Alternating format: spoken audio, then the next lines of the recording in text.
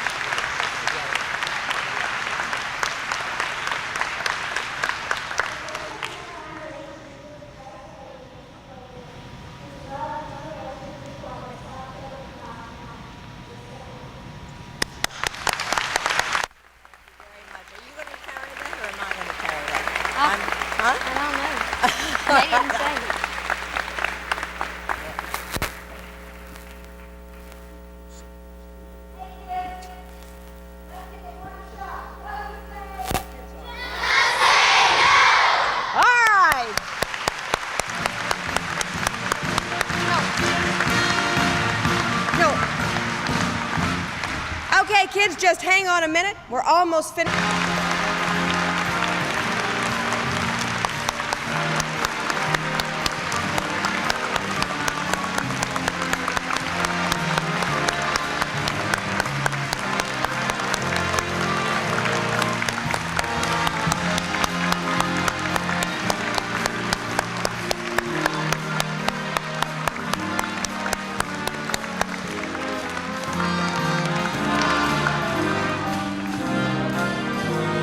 And now, ladies and gentlemen, I think she just might have a word to say, the Nancy Reagan.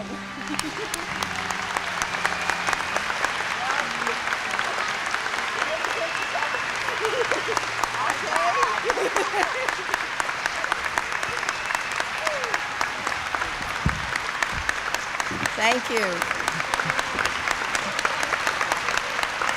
Thank you very much. Thank you. Thank you very much. Thank you. Well, wait till I tell my husband about this. Maureen, you really did surprise me. Everything. I was told that this was going to be a surprise luncheon. I was not to ask any questions, which I didn't, so that I never knew what exactly was going to happen. But really, I do thank you, Murmy. Thank you.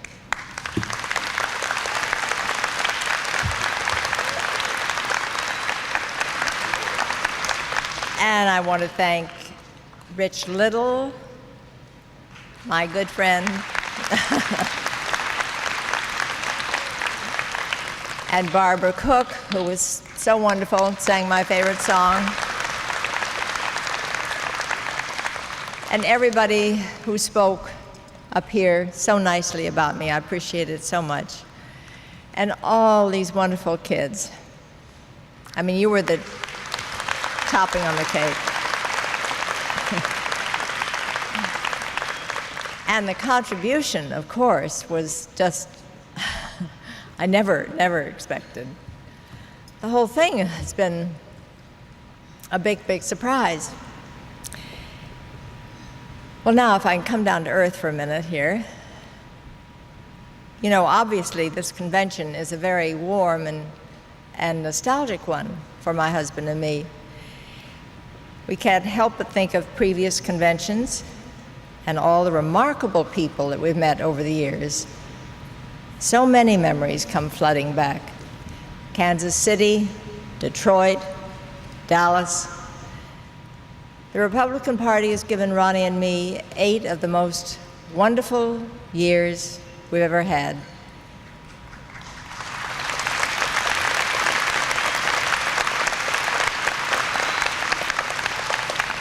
Of course, sometimes they were a little bit frustrating and a little bit frightening, but they were wonderful. So I'd like to express our thanks to you for giving us those years. But you know, there are cycles and rhythms to life. There are times to enter, times to stay, and times to leave. And today the curtain begins to close on the Reagan era of the Republican Party. We've had a wonderful run, but the time has come for the Bushes to step into the political leading roles.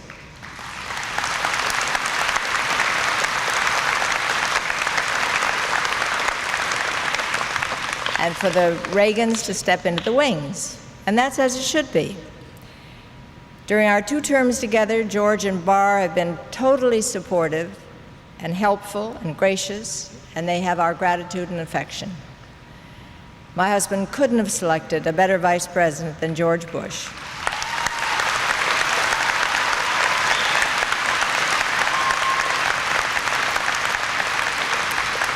He's a man of integrity and conscience and loyalty, qualities that aren't always in great abundance in Washington. And I know I couldn't have found a warmer, more considerate, more caring counterpart than Barbara Bush.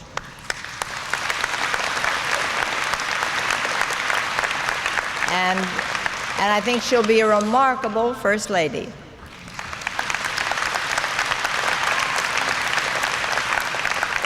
So I want to thank George and Barr for that letter that they sent also.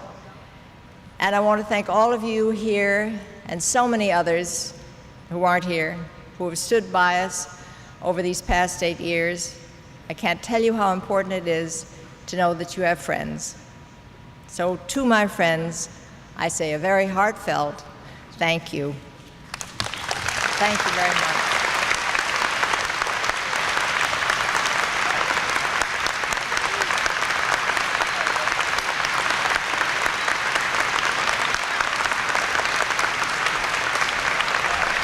We have one more surprise for you.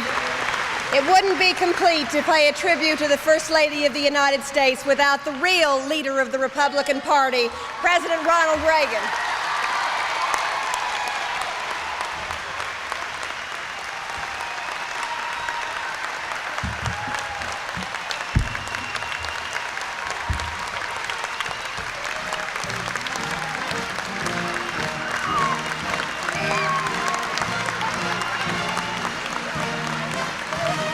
Didn't I, though? And really kept the secret.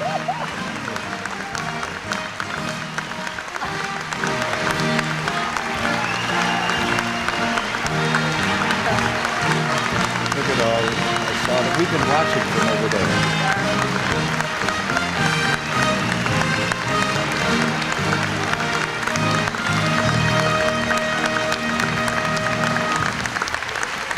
Thank you. Thank you very much. I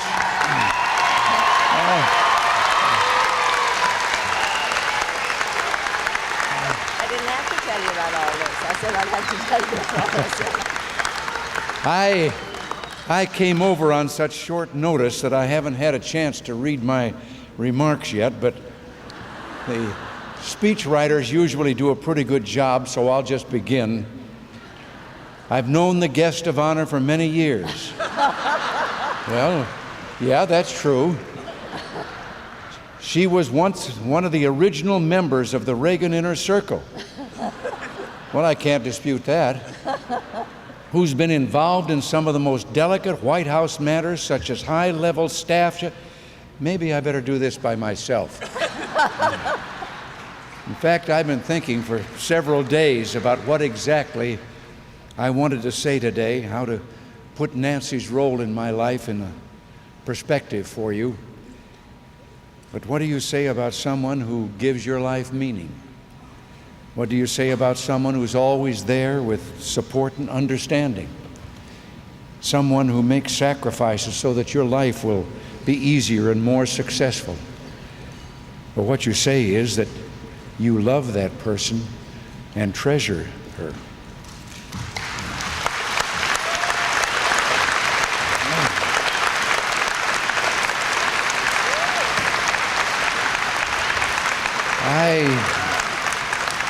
I simply can't imagine the last 8 years without Nancy.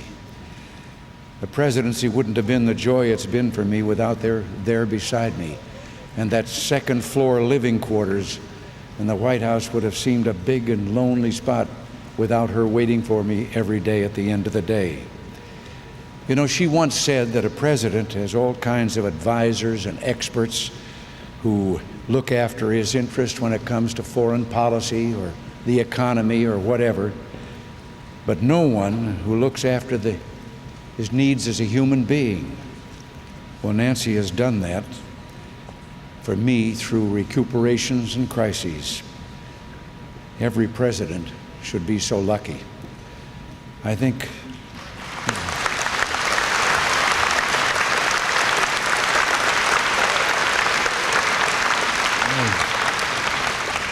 it's all too common in marriages that no matter how much partners love each other, they don't thank each other enough. And I suppose I don't thank Nancy enough for all that she does for me.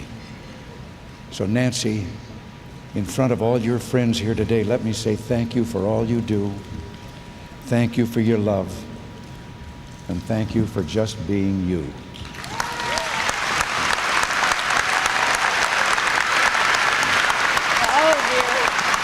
You got a cuddle up? Yeah. Now I think we wait for that.